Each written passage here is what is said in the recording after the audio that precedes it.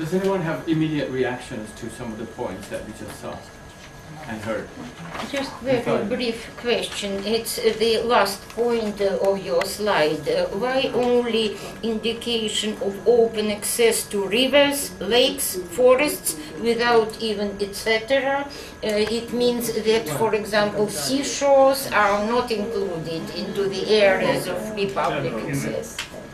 The idea is that the seashore is also included. So, etc. Sure. Yes.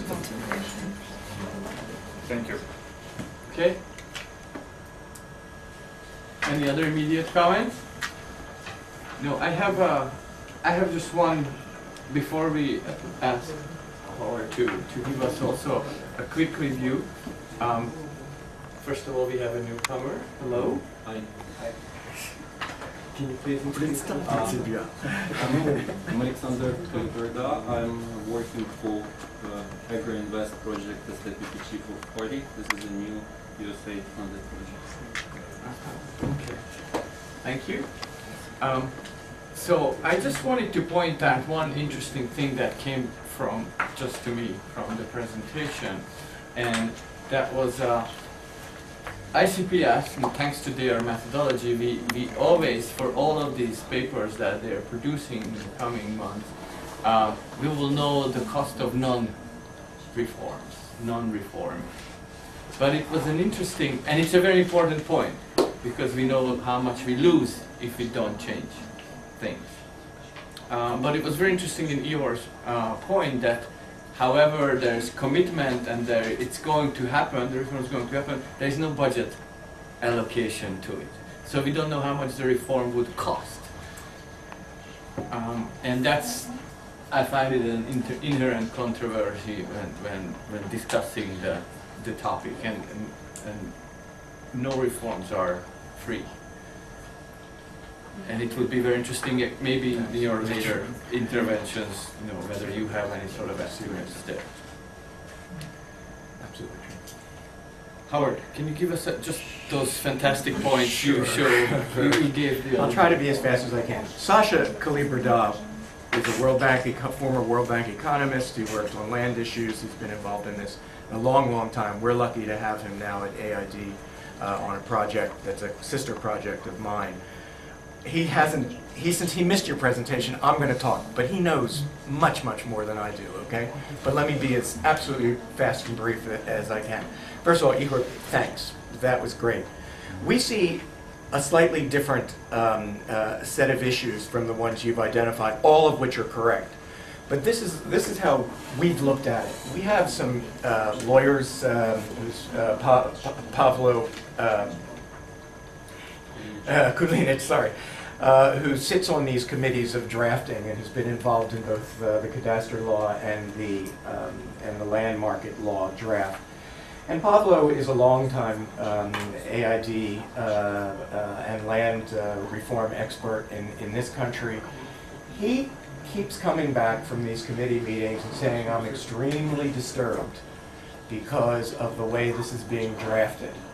We know that there are things in these laws that are extremely inimical and toxic to a free land market.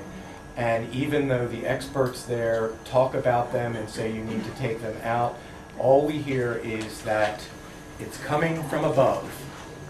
It's coming from above. And that scares us a little bit. The reason I put this into that context is because probably that's what I want to talk most about very fast and very briefly. But also, from the donor's side, I think you need to understand that we look at a land market as being the most, and you do too, you said it, the way to put the land resources of the country in the land of the most efficient producer. So it's a hard calculus of economics. Of course, there's lots of worry about small farmers, about babushki, the owners who will be exploited, who are already being exploited. But the notion of the land market is an economic one, putting the land and resources in the hands of the most efficient producer. Why is that important? Why would the World Bank and the EU be so concerned about it, and the United States government? ultimately it's going to come out, and this is the reason, that Ukraine, with its black earth, is a world resource. It's not only Ukrainian resource. I know that the farmers of Ukraine farm it, but if the land is not produced to its maximum productivity and stewarded, that word's familiar? The ecology is taken care of, the practices are right, then the world will lose the third or fourth largest agricultural resource in a time of starvation, in a time of rising commodity prices. The World Bank, IFC, when the embargo was a big issue, the World Bank and IFC made these points. They said you are murdering people if you don't allow an export of your wheat. It was that clear. And I think that in this, as they start looking at land market policies, that's one of the driving issues behind what the donors will be thinking. So what are we trying to do? Well, AID didn't know how to approach this at all. We heard about the moratorium being lifted. There was lots of confusion in January and February about what kinds of messages should we do, what kinds of campaign. I know they came to Roland. They said, you got to do a campaign. We have to get the most famous land experts in the world to come in and give a speech on all of this. And we implementers basically said, hold on, we don't even know what to say.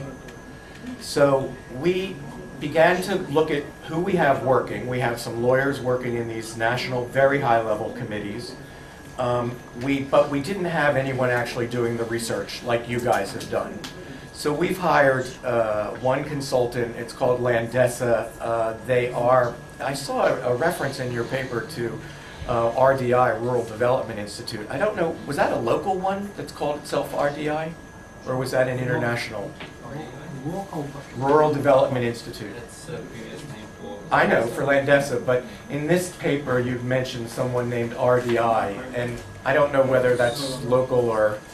But in any event, it doesn't matter. We've hired these outsiders to come in to look at this situation, to interview many farmers in the rural techniques that rural research techniques, to interview bankers and etc. Some of our information is a little different from what you've said, because it's true that a lot of these organizations, these big farmers who lease lots of land, and the banks, they would all like to see a land market, but they're not advocating it really hard.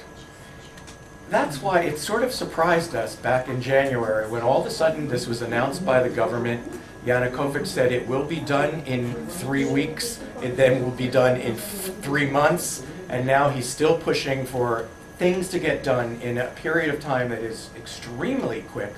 And we didn't know who's pushing this, because it's not the banks who want to make the loans. They're not advocating. They didn't say, yes, we went to Mr. Yanukovych and said this. The big farmers of the agri-farming, they're happy leasing right now.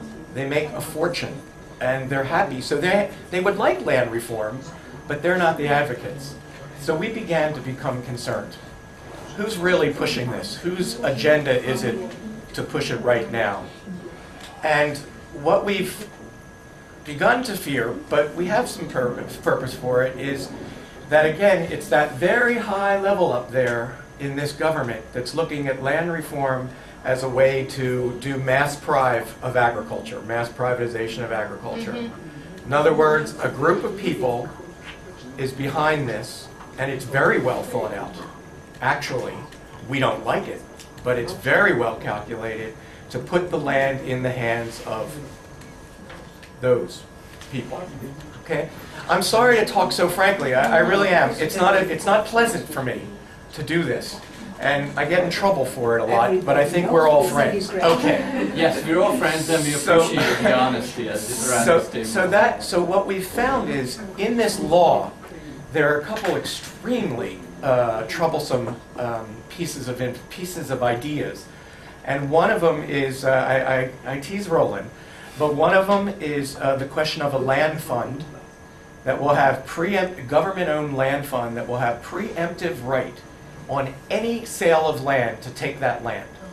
So if you want to sell your land to me, I have to report to the government, and the government has 30 days to say no.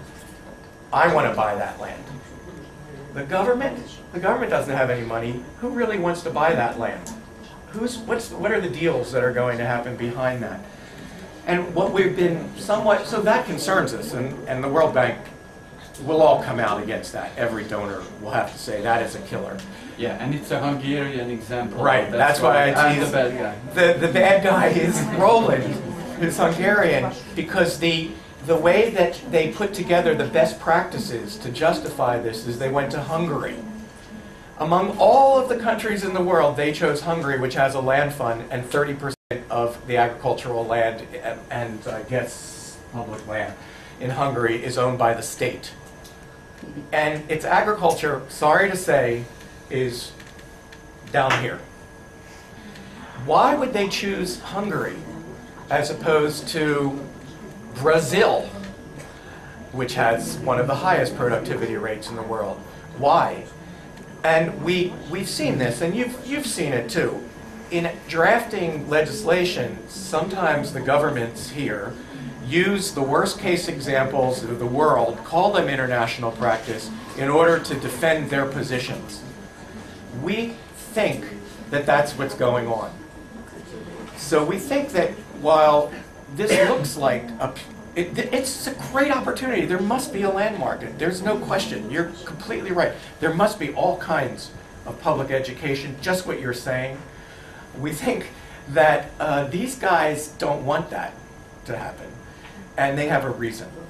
And their reason is they're going to steal the land. And they're going to contrive a system. So my guess is, and I'll stop in there, we have also done research that we'll be glad to share with you. Actually, our experts are foreign. That's not as good, except for Sasha and our lawyers. But we've asked these people to do a pretty fast job, and they work all throughout the world, Landesa does. But really, what we expect will happen is that the donors will put together basically in one voice something to the president or to the prime minister, whoever's going to be the prime minister over the next couple of weeks. You know something? No, I know nothing, but I can see it on the wall. Anyway, to the authorities to say that two things. One, this land fund is a deal killer.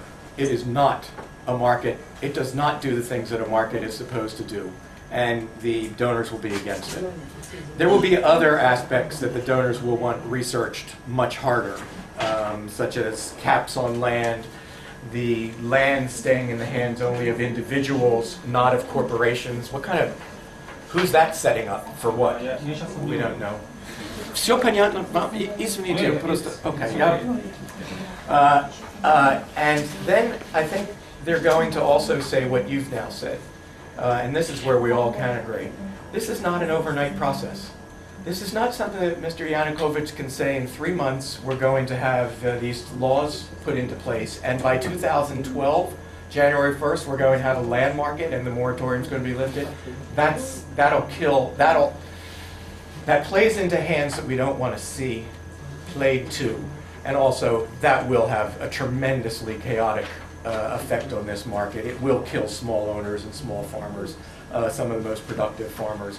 If it's lifted overnight without all of the things that need to be had in it, like a registry like you talked about, transparency, a court system that can settle the hundreds, thousands, thousands of disputes that will happen. We already know where they are.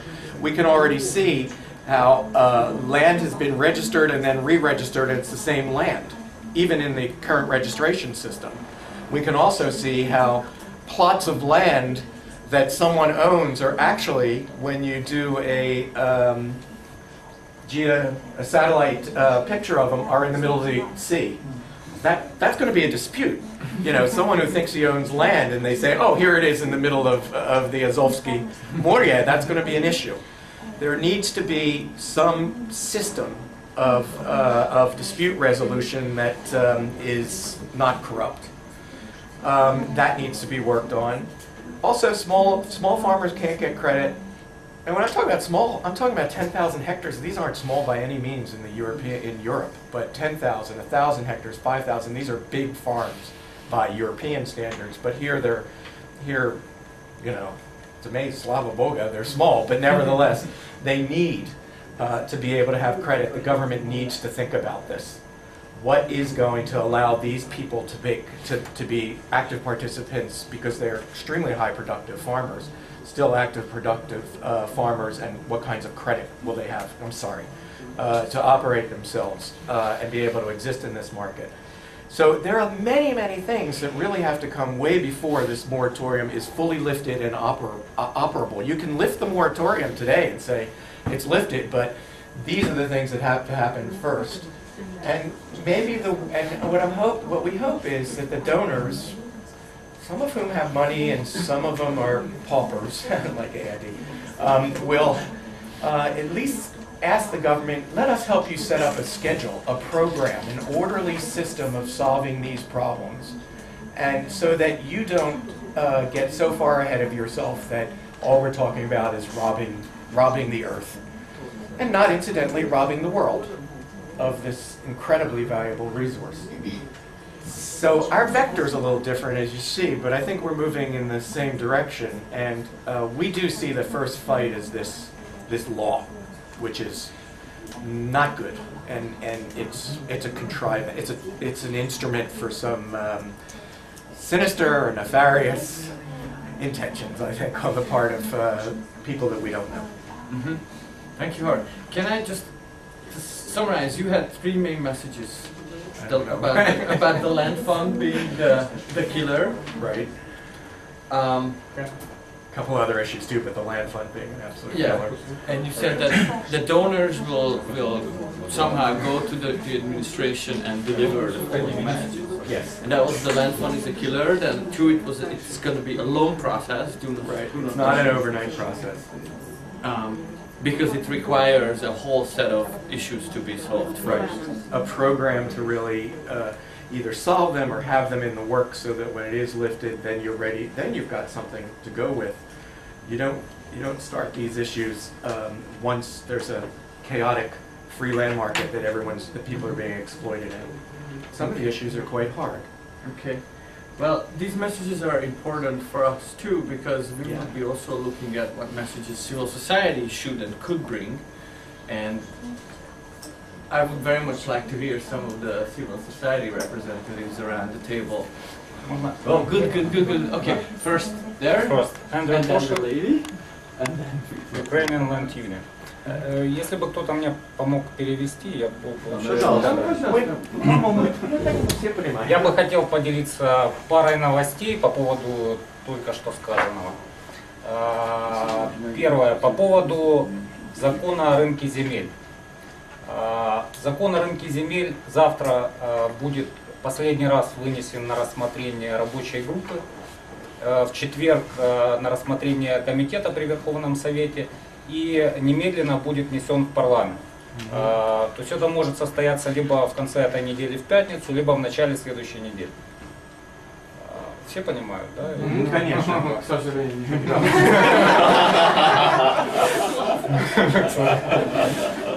Хорошо. Значит, что касается фонда, Государственного фонда земель. По последней версии проекта закона о рынке земель такой организации не будет. Есть договоренность между президентом, Министерством юстиции и Госземагентством о том, что в принципе функции этого органа будет выполнять Госземагентство, то есть центральный орган земельных ресурсов в сфере земельных отношений. Для этого будут внесены изменения в положение об этом агентстве. Я думаю, что суть от этого не поменяется, вы понимаете, да? Но тем не менее отдельный специальный орган создаваться не будет. Работа над законом идет достаточно динамично, я имею в виду закон о рынке земель. Вы знаете, что в первой редакции круг лиц, которые смогут покупать землю, был ограничен физлицами, к ним не было никаких требований. Вторая редакция этого закона предусматривала ограничения по образованию либо по ведению сельхозбизнеса. сейчас, на данный момент, эти ограничения сняты, то есть их не будет в проекте закона, который внесется в парламент. И, собственно, но это увеличивает круг лиц, которые смогут потенциально приобрести земельные участки. Образование, этого не будет. Образования не будет и требования вести товарное сельхозпроизводство. Тем не менее, круг лиц остается тем же. То есть это физические лица, граждане Украины, и предприятия не планируется допускать к рынку земель. Кроме этого, в пакете с законом о рынке земель и о государственном земельном кадастре разрабатывается проект постановления Кабинета министров о пакете реформ, которые в пакете мероприятий, которые правительство планирует провести до 2020 года на рынке земли. Этот пакет реформ предусматривает проведение общей инвентаризации земель до 2020 года. И на это дело планируется потратить около 19 миллиардов гривен. Но это деньги будут не все из бюджета, часть денег часть финансирования поступит от местных бюджетов, от юридических лиц и от физических лиц. Готовится проект закона о размежевании государственных и коммунальных земель.